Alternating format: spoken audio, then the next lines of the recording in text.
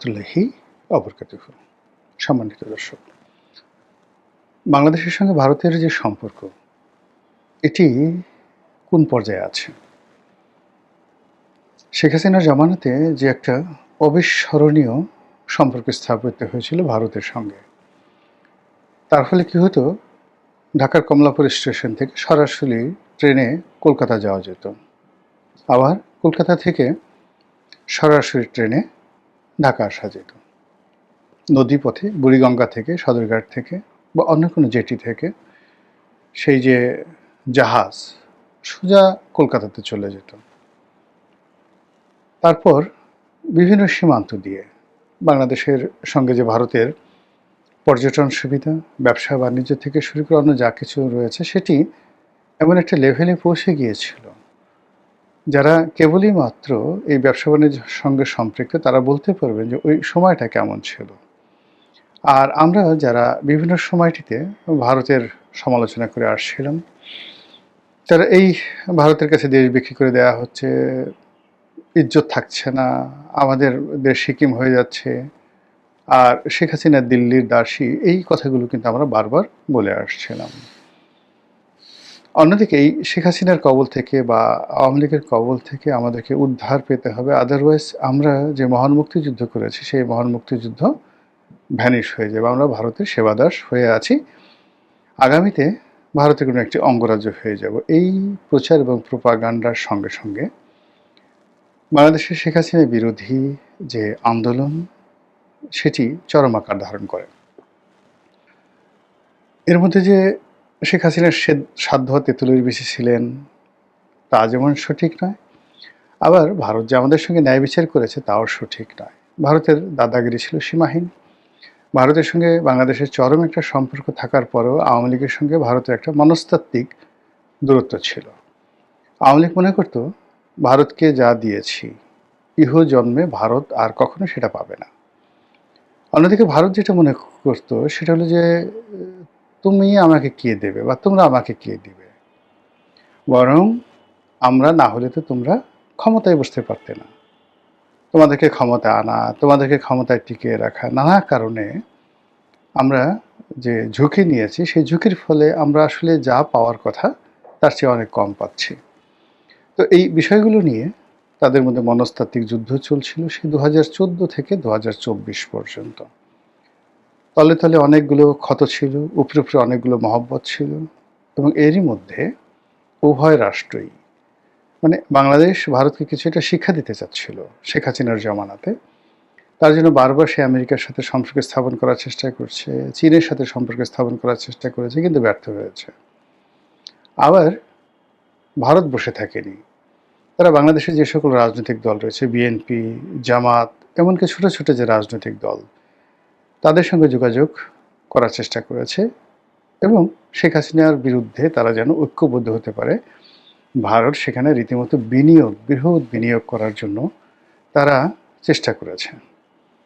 আমি ঠিক 2021 সনের কথা বলি।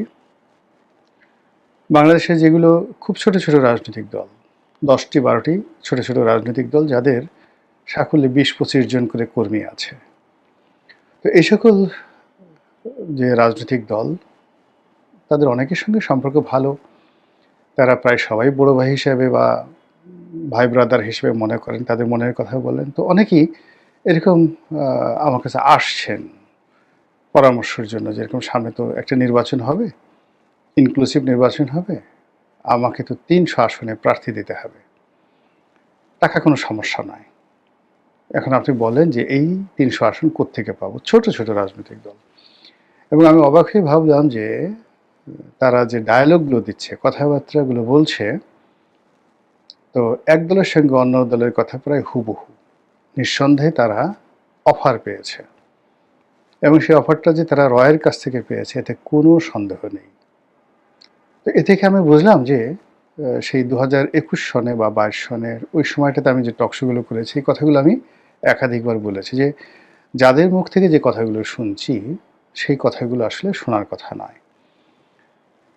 2 নম্বর হলো আমাদের সিভিল সার্ভিস, মিলিটারি সার্ভিসের সাবেক কিছু কর্মকর্তা আছেন, তারাও শেখ হাসিনার ব্যাপারে ভীষণ রকম বেপরোয়া হয়ে পড়েছিলেন, এবং সেখানে আমরা দেখেছিলাম যে মোটামুটি অনেকেই নির্বাচন করার, দল গঠন করার ব্যাপারে তারা ঐক্যবদ্ধ হচ্ছিল এবং এর সঙ্গে আমেরিকার হাত ছিল, ভারতের হাত ছিল এবং শেরাটনে সোনারগাঁয়ের মতো 5 স্টার হোটেলে বিভিন্ন মানুষ, আমি নাম বলব না, যারা আমাদের সমাজে বেশ পরিচিত, কেউ বুদ্ধিজীবী হিসেবে, কেউ সিনেমার নায়ক হিসেবে, কেউ সাংবাদিক হিসেবে, তারা বিশাল বিশাল আয়োজন করেছেন। কেউ বলেছেন তারা হয়তো তৎকালীন ডিজিএফআইয়ের পয়সায় করেছেন, কেউ বলছেন রয়ের পয়সায় করেছেন, কিন্তু এই পুরো প্রক্রিয়াটি আসলে শেখ হাসিনা বিরোধী ছিল এবং এটা ভারতের মদতে হয়েছিল। বেশ কয়েকজন সাংবাদিক, ব্যবসায়ী, তাদের বাসায় নিয়মিত বৈঠক হতো।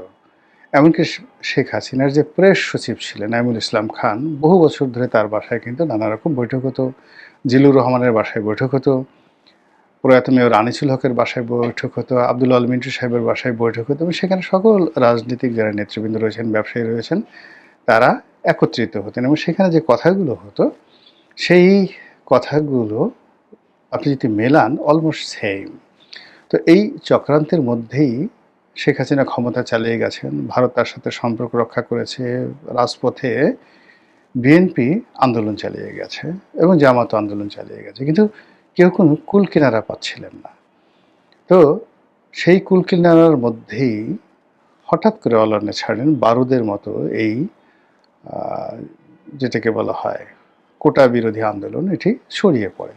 আন্দোলনের মাঠ উত্তপ্ত হয়েছিল এবং সেখানে যে রাজনৈতিক পট পরিবর্তন হয়, পট পরিবর্তনের প্রেক্ষাপটে ডক্টর মোহাম্মদ ইউনূসের সরকার গঠন, তারপর তার উপদেষ্টা মণ্ডলী গঠন, পরবর্তীতে তার অনেকগুলো সিদ্ধান্ত, আমাদের দেশ অশান্ত হয়ে যাওয়া এবং বাইরে থেকে বিভিন্ন ইউটিউবার যারা আছে তাদের উস্কানিতে একের পর এক মবে সারা দেশ উত্তাল হয়ে 18 মাসে মোটামুটি বাংলাদেশকে একটা মাচ্ছান্নয় অবস্থা করে ফেলেন ডক্টর মোহাম্মদ ইউনূস। এর ফলে আমেরিকা এবং ভারত তারা যে পরিকল্পনা করেছিল, যে মাস্টার প্ল্যান করেছিল এবং শেখ হাসিনাকে যেভাবে একটা শিক্ষা দিতে চেয়েছিল, এটি তাদের জন্য বুমেরাং হয়ে যায়।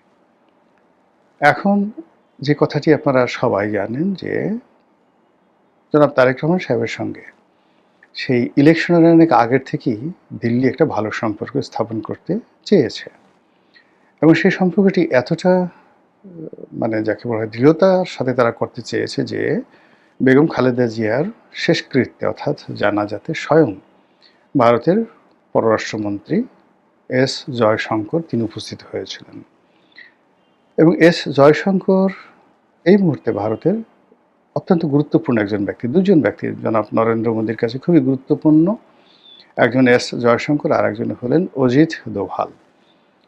তো ডক্টর মোহাম্মদ ইউনূস জয়শঙ্কর এবং অজিত দোভালের সঙ্গে বৈঠক করার জন্য প্রাণান্ত চেষ্টা করেছেন। এমনকি তিনি যখন বাংলাদেশে এসেছেন, সংসদ ভবনে যখন জয়শঙ্কর বসেছিলেন তারেক রহমান সাহেবের সঙ্গে, তখন খলিলুর রহমান যিনি পররাষ্ট্র উপদেষ্টা এখন আছেন এবং ওই সময়টাতে নিরাপত্তা উপদেষ্টা ছিলেন, তার সঙ্গে অজিত দোভালের একটা সম্পর্ক ছিল এবং এখনও আছে।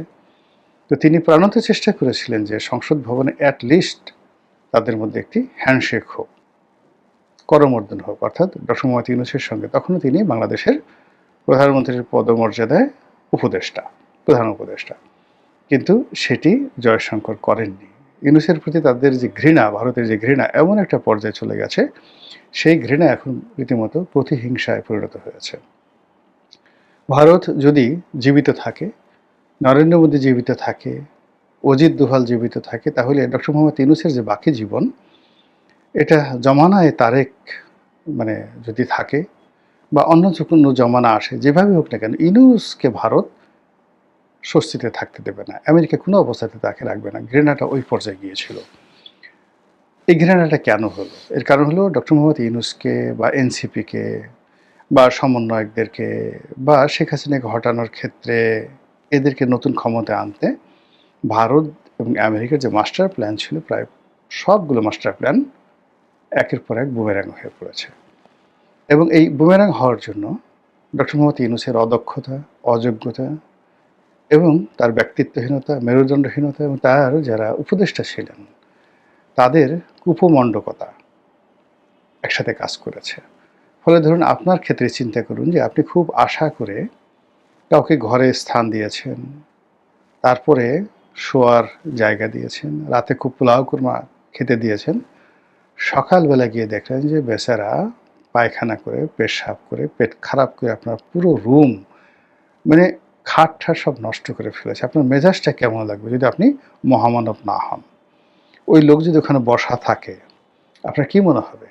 তাকে কি আপনার চুমা দিতে ইচ্ছে করবে? বা ঠিক আছে ভদ্রলোক পায়খানা করেছে, আপনি নিজ হাতে একটু পরিষ্কার করে দেন, না চড়াই ওর ৩২ টা দাঁত খুলে দিতে ইচ্ছা করবে। তো ঐরকম যারা বিদেশি শক্তি, পিছন থেকে যারা ইনভেস্ট করেছে, ধরেন আমেরিকা ইনভেস্ট করেছে। অন্যান্য